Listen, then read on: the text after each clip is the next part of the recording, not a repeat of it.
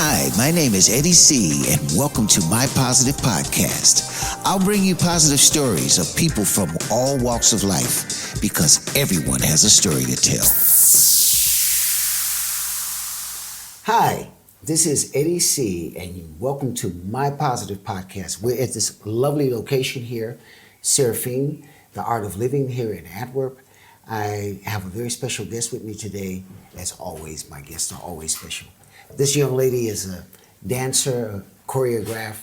She does a lot of other spiritual-minded things with her voice and singing, and she's a very, very multi-talented young lady. Please welcome Miss Wendy Honestly. Thank you, Eddie. So, Wendy, can you give my listeners and my viewers a little bit of information about yourself? You know, because you're not from Antwerp originally, but you're more from. No, I was born in Sint-Niklaas. Yeah. Yes. And how did you get involved with your dancing and all the other things you're doing? Ever since I was a little girl, when I was 6 years old, I used to be in the garden and I started to invent phonetic English songs as a kid on the swing chair. And I recorded myself in my bedroom, and then I announced myself as well. And we used to live on a street where there was a cafe on the corner, and I used to hear all these nice 80s pop songs, so I got to sing along with them. So that is my first encounter with music. Then as I was 13 years old, my mom, she subscribed me for a dance class, jazz dance. It was in my school. And before that, I was very, very shy. And as I started to dance, I started to develop myself and become more extroverted. All right. And then I really got addicted to dancing. And I started to do auditions in Antwerp as well. I started to dance with companies. And ever since, I started dancing so much more. I did hip-hop, I did belly dance, jazz. And when I was 17 years old, I also started to teach dance classes. All right. And it's really nice. That's a quite young age. Yeah. Okay. It was thanks to two of my dance teachers. They told me, I think you are able to teach, just give it a try. And it was at the Hilton Hotel in Antwerp back then. And I was very nervous, but I did try. And now I have been teaching for over 28 years. So. Wow. And I love to make people happy with movements and with my enthusiasm. And it's really great to see shy people develop through dance and to see their confidence coming out. Oh, wow. Yeah. And during that period, were there any moments where you had something like, I want to just do this particular art form, or have you always been like multi-sided in what you wanted to do? At first, it was dance. Yeah. And then I used to dance in another company in Herentals. And the dance teacher, she drove me home because I was still a little girl going to school. And back in the car, I used to sing along with the radio. And she was like, oh, it's so nice, your singing voice. But I didn't know that I could sing. So that was the first compliment somebody gave me when I was singing. So I was really happy to hear that. And then I started exploring singing a bit more. So I did a few girl groups and projects, and I did singing auditions. Right. What are some of the groups you worked with? Groups? It was something like little projects that didn't go anywhere back then. So the name was Flow M. It was also with Sylvie de Bie. But then back then we were more like, it was a dance project or other stuff. And then I got to know Monday Midnight, singer of Technotronic. And these were all Belgium dance groups, or? Yeah. Okay. And that's because it's also for the people that look from outside of the country, you know. Yeah. It was all based in Belgium. Okay. And yeah, we did auditions and stuff, and I just took the train from audition to audition and trying to get there, and I met a lot of new people. And You were doing that as a dancer or as a dancer slash singer? Dancer slash singer. Okay. It was like girl groups back then. It was the time of Kadri and the Spice Girls, so yeah. Okay. And Monday Midnight, I used to dance for him as well. But then he told me, I think you could sing. I think you should try to write something. But I wasn't completely persuaded that I could write on my own. So at first he wrote me a song and I recorded it. And then a few years later, I saw him back at the supermarket somewhere, and I just got divorced. And he told me, like, let's get together again and try to make a song. And at that time, I felt really bad because of the divorce, and I had a lot of anger inside of me. So I wanted to rap, but I told him I cannot write songs. You have to write it for me. And I think the title should be "Let a Woman Be a Woman."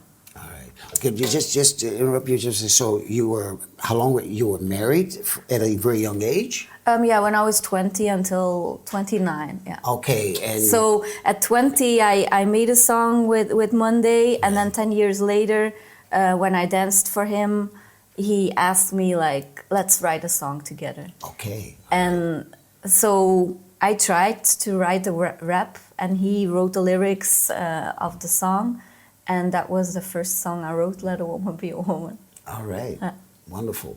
And is that something that has been, how long ago was that released? It wasn't officially released, but we did perform it live. Oh. And so it was like the start of my music career, because before I didn't know I could be a songwriter. I was convinced I couldn't write, only copy and sing covers. Okay. So thanks to Monday, I discovered that part of myself. Okay, and are you writing a lot of songs now at the moment? At the moment, I'm not writing that much, but back in the days I used to write a lot, and I have like 10, 11 songs that I still perform live. Okay, that's fantastic. You have a wonderful voice. I mean, I've worked with you in my studio, home studio as well, and one of the songs that you did a cover of, and fantastic voice. Thank you. Let me ask you another question. Outside of your music, what are some of the other things you like to do? I love to dance, and I think that goes back to when I started to dance when I was 13. My teacher, she was a great Prince fan, and she always put on his music. And then I started to dance in another company, and I wanted to go with that teacher to the concert of Prince because I was really inspired by him, but she didn't want to go with me in the end. So I was thinking like, should I go? Should I sell my ticket? But I was like, no, I really want to see Prince. So I took the train to Ghent, and I went by myself. And some people from Holland, they told me, he's taking a girl on stage. We saw another concert already, and it was really fun. So at that moment, I started praying. I asked God, like, please God, let this girl be me. If it's me, then for me it's a sign that I have to continue being an artist, dancing, singing. Oh, that's amazing. Okay. And so we got to the concert. I was in the front to second row or something. And in the middle of the concert, he told, like, now it's time to dance. I want to see the Belgian girls dance. And he looked at me, he took off his sunglasses, and he said, "You." And that was my sign from the universe. That's awesome. That's cool. Like today I even wear purple right. nails. Right. And for me that was such a big a moment, because it was such a spiritual concert. He inspired me so much, and a bodyguard lifted me up, and I was on the stage in front of 13,000 people. And so I started to dance, and Prince, he came towards me, and he took my hand and he led me to the piano. So I was like, oh my God, do I have to play on the piano? I don't know how to do this, because he was still singing, so he couldn't say anything. Yeah. So I was like, just right before I tried to hit a note, he took me on his piano, and He was like, you dance so good that you can dance on this piano. So I danced for like 20 minutes. Wow. It was the best moment of my life. Oh, fantastic. Yeah. Fantastic. Life-changing for you. Yeah, Absolutely. yeah, it was. That was for me a big sign from God, like, okay, you're meant to do this, and Prince saw you, he knows you exist. So, Okay. yeah. All right. So, the last few years, though, you also have been working at this place called the Tuesday Club, they say in Dutch, Yeah. the Dinsdag Club. And I see you perform. I've been there a few times myself, but you're performing a lot there as not only as a singer, but you also do you're dancing with what's the dance? Lulu. Yeah, with one of the, and she's a She's a burlesque dancer. yeah. And the legendarische Dinsdag Club is a great place for other artists to meet each other and to connect. And sometimes we can collab together. And Lulu, she asked me like, would you like to choreograph for me? So I was like, I love to do that. And then a few months later, she asked me like, would you like to teach class again? But burlesque is not as much my style, but dancing is. So she invented a new class for me where they don't take their clothes off, but they do dance in a sensual way Exotic, to gain their confidence. So for me, it's much like showgirl, Broadway, jazz dance. So I could develop my own style, and I started teaching again in January, and it's really nice. It's a nice bunch of ladies, and they give off such good vibes. And yeah, I love it. It makes me really happy, like to exchange that energy. And Lulu is a really great artist. So, and tomorrow we're performing. So. Okay, you're going to be performing again. So let me ask you a question outside of, because that was my original question, outside of your music. So outside of the dancing, outside of the singing, what are some of your other hobbies that you like? I love to read a lot. All right. Yeah. And what are some of the things that you're reading? I only read books about spirituality, psychological books, self-help books, anything that can make me explore humanity and why people do stuff. It always intrigued me. All right. Yeah. So you're very much into empowerment as well. Yes, I love it. Every day I try to develop into the best version of myself, and I reach out to other people to learn more. That's why I'm also very extroverted, because I like to exchange information. Right. I talk a lot, but it's not that I think I know everything. I talk because I want to share. And if you're extroverted, I think you can learn in a faster pace because you get more critics or feedback. And I take that on to learn and to explore myself a bit further. What are do you ever have any of these fears, like, am I going to make it? Am I big enough? Am I good enough? Definitely. Tell me about that. I am very, very insecure, and I do know that I need a lot of confirmation, because when you are an artist and you don't have as much work occasions as you would like, you start to doubt yourself and you start to think, oh, maybe I'm not good enough. Oh, there's so many good singers, there's so many good actors, there's so many good dancers. Why would they pick me? And I think it goes back also to doing a lot of auditions and you get rejected a lot. In a way, I get used to being rejected, but in another way, you have to rebuild your confidence time and time again. But for now, it's starting to become better. Ever since I suffered from a burnout, it made it like something clicked, and I was like, okay, now I'm done with being insecure for nothing. I'm just gonna be me, and I'm just gonna enjoy myself, enjoy singing and dancing. If there will be a result from it, it's good. If it's not, then at least I'll have a good time. And it was back in January 23, I was thinking like, now I just want to dance and enjoy it and just be positive. and confident, and we'll see what happens. Okay. Are there any plans, new plans for the future, as far as direct plans for the near future? For the moment, I'm working with a previous musician that I know. He's a pianist, and we've recorded 3 covers that we're gonna release. So I'm very excited. Nothing original? For the moment, no. But I would like to release original music. Yeah. Okay. All right. Well, we'll talk about that later. So I'm going to ask you a question now, and I want you to think about it before you answer it.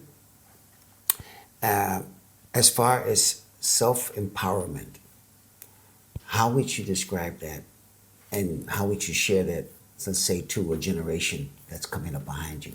Well, it's a deep question. I think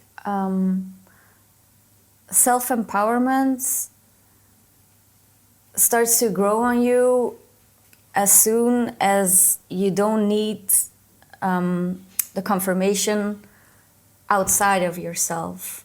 For me, it's like you have enough self-respect and self-love to know who you are and what your worth is, and just go out there and show yourself without being afraid. And also, every time you do something that you really love, that's empowering to me. And what's even more empowering is when other people who you can relate to empower you and you empower them back. It's, for me, it's also like an exchange. Mm-hmm. And that feels even more empowering because you belong to a group of people or like-minded people, and you both have the same love for, let's say, arts. That to me is also empowering. So it can be in a way about yourself. When you read a lot of books and you get to explore yourself more, and you learn about your mistakes, and you try to do better every day, and you see the results of that and you feel better. So that's empowerment to me, and I start to empower myself more and more every day, and it feels good. It also feels very good to just speak up and not be afraid of the consequences, because you're true to yourself. And you know that is your own worth. So if people don't like it, then they're not supposed to be around you. I mean, if you were to talk to the, say, 13, 14-year-old, or say 17-year-old Wendy from out an older perspective, what would you tell her? What would you tell her to look forward to? What advice would you give her? And she's an aspiring artist. Well, I would like to turn back time and be in the mind state I am right now.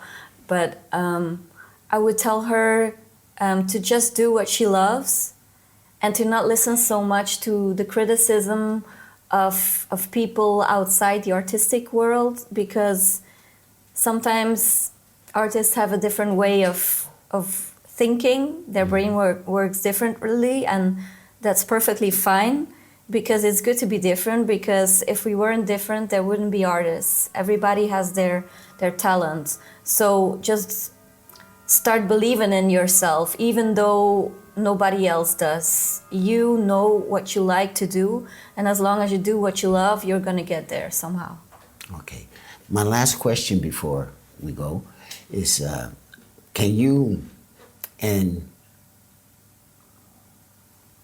30 seconds, describe what empowerment is for you as a basis in life? Empowerment to me is the freedom and the acceptance to be able to be your true self without any judgment, and the freedom to develop yourself on your own pace, making your mistakes at your own pace without any judgment, and just be. because it's your own journey. Nobody can live your life. You have to live it for you. Okay. On that, we're going to close. I want to thank you so much for coming on the show. It's a pleasure. And people can find you on, do you have a website that they can find you on? I don't have a website, but today everybody can find each other on social media. So me as well. Wendy Honestly is my name. So they can find me on YouTube, on Instagram, on Facebook, on TikTok. And maybe in the future on Spotify. Yeah, I do have one song, Tattoo Tears, and it's right. on Spotify. So yeah. Great. And more to come. Yes. Thank you so much for coming on the show. Thank you, Eddie. And on those words, because I always go on the fly when I do my little quote, we're going to talk about empowerment. And what Wendy said, a lot of the things that she said, I truly agree with you. And empowerment, self-empowerment, it starts from within. And it's how you express yourself to the outside world from what your vision is, what your dreams are, what you want to achieve. And the influences that you let via social media or other influences, take the good ones, build on those, and make those become the dream that you want to achieve. Well, you just saw my interview with Wendy Honestly. And after the break, we're going to bring back another friend of mine from out New York, Bongo Alan. Hi, everyone. I'm Eddie C. from MPP, My Positive Podcast, and I've got great news for you. You can now become a patron and help to support my shows by becoming a positivist. For only €5 a month, you'll have exclusive access to special events and other shows that I do alongside of the podcast. You'll also have the opportunity to have an AMA with me. That means you can ask me anything once a month in special sessions pertaining to each subject. Not only that, but you'll also get 30% off on the web shop. That means caps, t-shirts, scarves, and other merchandising that we'll bring out in the future. And you'll get a newsletter each month where I talk about my updates and special events that I will be organizing. For more info, please check out my Facebook page or mypositivepodcast.com. Become a patron, tune in, and stay positive. My guest this time is a friend that I recently got to meet not too long ago. He's from New York City, and he's a percussion player. He has a lot of humor around him, and he's a very, very warm guy and wonderful person to know. Please welcome my next guest, Bongo Alan. How you doing, everybody? It's another beautiful day here in Antwerp. Man, I really love Antwerp. You know, when I came here, I said to myself, this is a place I could stay for the rest of my life. But before we get to that part, I want to know, you're originally from New York. Yes, right. And so can you tell my viewers and my listeners, how did you get from New York and end up actually in Belgium? Because I remember you told me also something about Holland as well. Oh yeah, well, thanks for asking. Yeah, it's kind of an interesting story. Thing is I first came to Europe in the 80s, and I met some nice people in The Hague, and I stayed around for a while, and I played some rock jazz groups and everything. But then I went back to the States and did lots of stuff. I was a sound man in New York City, got to play at some really nice clubs and work with some really nice people, great musicians. And then I went out west to Arizona, and I really loved Arizona. It's just amazing there. The desert, you know, the desert's just incredible. The Sonora Desert, you know, it's the stuff of legends. There's a reason why there's so many legends about the desert. It's magical. But the thing is I was itching for something with a little more culture. And so I wrote to my friends back in The Hague and asked if they had anything for me. And they sent me a really nice letter back. They said, yes, you know, you can come and work with our group, and we do projects for children. We play at schools, and we tour around the country giving different kind of educational shows and stuff. Mm-hmm. And so I packed up my stuff and moved to The Hague, and had a great time there. We did a lot of school concerts, and in the end, we started playing for Coca-Cola. We did a project called Always Rhythm, and we toured around, and I got to even write the beginning of the show, and that was really great and everything. And then I was living in The Hague, and I was playing at a club called Selena's on the beach at a part of The Hague called the Zwarte Pad, which is very nice. Okay, and this was all at the Zwarte Part. This is all going on when did you come to the Netherlands? I came to the Netherlands again in 91. In 91. First I was in like 81, and then I came back in the end in 91. And yes, and that's where I played with this group in The Hague. And while I was playing in The Hague between 91 and like 96, I also, in the end, I started playing live djembe along with house music at a club called Selena's. All right. And a guy from Antwerp saw me. He was a manager, and he asked me to come to Antwerp to play with a group called Natural Born Groove. Right. And they had a hit, and so they were really big.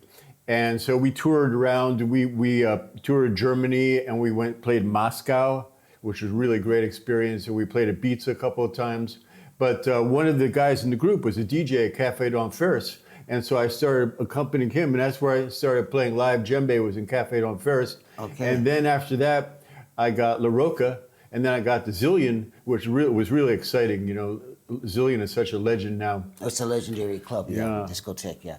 Because you were basically working a lot with DJs, right? Yes. You know, the thing is there's a lot of live music with DJs. It's really a great thing. You know, everything. You know, there's people that sing along with DJs and play keyboards, play drums. Yeah, I've worked with them as well. So. Yeah, it's really nice combination. And so I started doing live djembe with house music. And the nice thing about djembe is you can wear it around your neck, and you can mingle with the audience. Right. And that way you get really close to them, so you get the feedback right away. So you know if you're doing well just by the way they react to you and everything.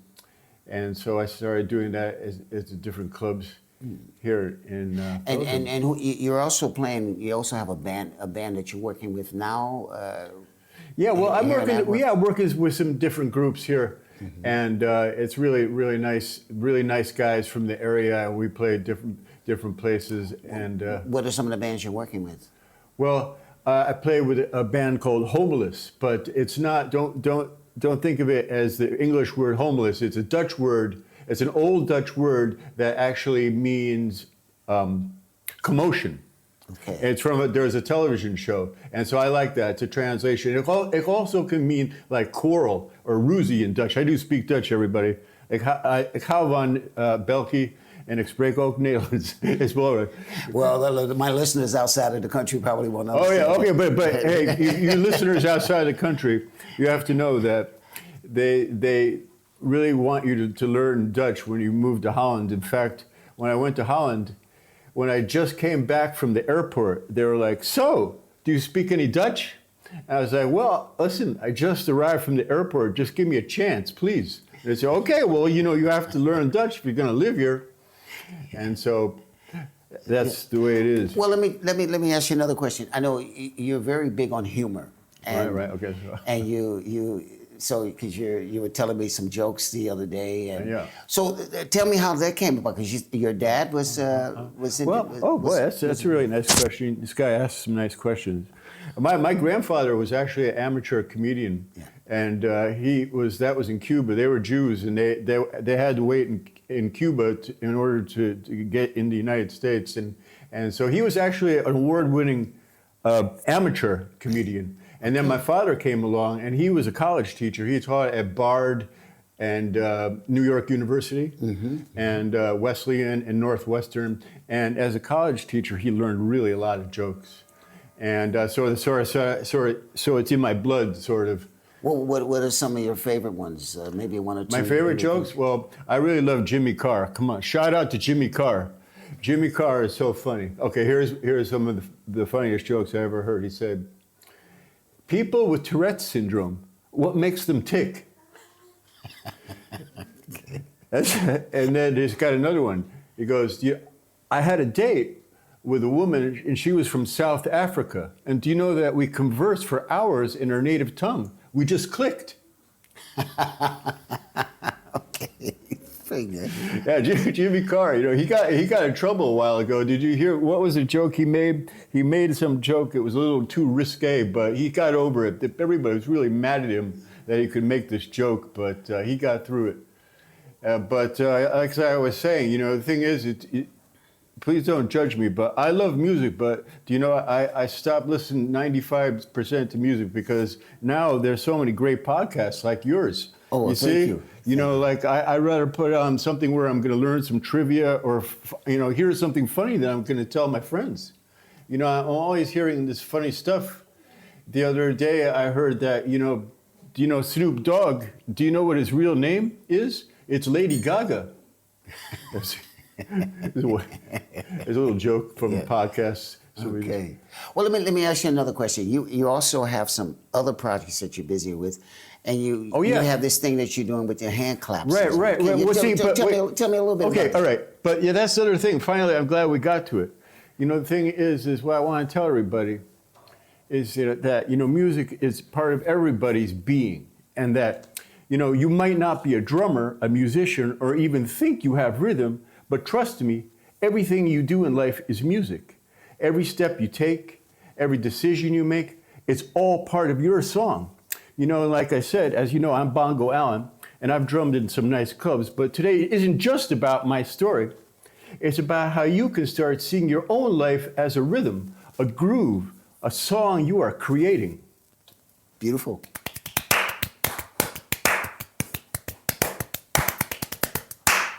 As we all know, rhythm is everywhere. The way we walk, talk, work, breathe, it's all rhythm. And did you ever think about how even success has rhythm, ups, downs, like a beat? I'd like to tell you a quick story. When I started drumming in the clubs, I realized that the best nights weren't just about music, they were about energy, flow, and connection. And that's exactly what life is. So what we want to ask you is, what's your rhythm? What's your groove? Right? Beautiful. Yeah. Beautiful. Let me ask you a subject. I want to know from your perspective, from your personal perspective, outside of what you just read, how do you see your rhythmic flow on a daily basis? Oh, that's interesting. Well, sometimes I have trouble putting my thoughts into words.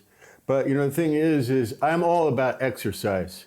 And I have been for a long time now because it just, for me, you have to exercise to really feel your best. And so I'm constantly, every day, exercising. I start in the morning and just pretty much go 12 hours.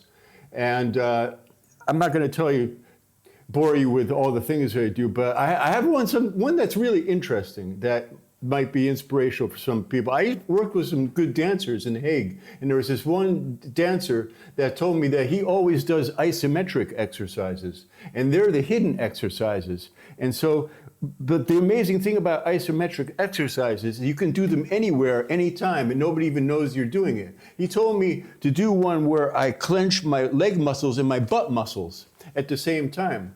And this was in like 93, and I've been doing it ever since. And so, you know, did you know that they say that the average person waits in line for 3 years of their life? And so now when I'm waiting in line, I don't mind anymore because I'm always doing isometric exercises. You have to hold it for a minute. It's not easy to hold. Try it sometime. Try standing up, clenching your leg muscles and your butt muscles, and just breathing, trying to stand with good posture and breathing with a nice rhythm. Absolutely. Right. Well, okay, and then getting back, okay, so that's one of the exercises you do, but what's some of the other things that you're doing as well, you know, along with your exercise? Well, you know, I love to memorize songs because, you know, even if you're not singing, as you know, we have a friend here, she's really amazing. She just did a podcast. Oh my God, she blew my mind. But anyway, learning songs is really amazing because it's good for your mind. Plus, the fun thing about learning songs is we've all heard a lot of songs, but even if you hear them all the time, you might not actually be able to understand the lyrics, right. and you might not get the story. You know, I'll give you one example, is we all know the song Copacabana by Barry Manilow. Yeah. But ask yourself, how much do you know of the song? Because it's like, you know, I mean, I'm not gonna start singing it, but the thing is if you learned the lyrics of Copacabana, I didn't know, but it's actually a tragic story about a girl named Lola, who, you know, and so that's why I love memorizing songs and stuff like that, and just keep moving. But anyways, you know, back to you people out there, you know, I'd just like to ask you, if you ever notice how some days just flow, that's when you're in the rhythm. Plus, this is something interesting. Did you know that life challenges equal offbeat moments, but even in music, offbeat music makes songs more interesting. And so what you have to do is you have to find your own unique rhythm in whatever you do, right? Like when it comes to work, find the flow where the time disappears. Absolutely. That's the best thing in work, is to have the time disappear. I had that when I lived in Arizona, to get back to Arizona in the Sonoran Desert. You know how I made the money to come to Europe? It was by digging holes in the desert.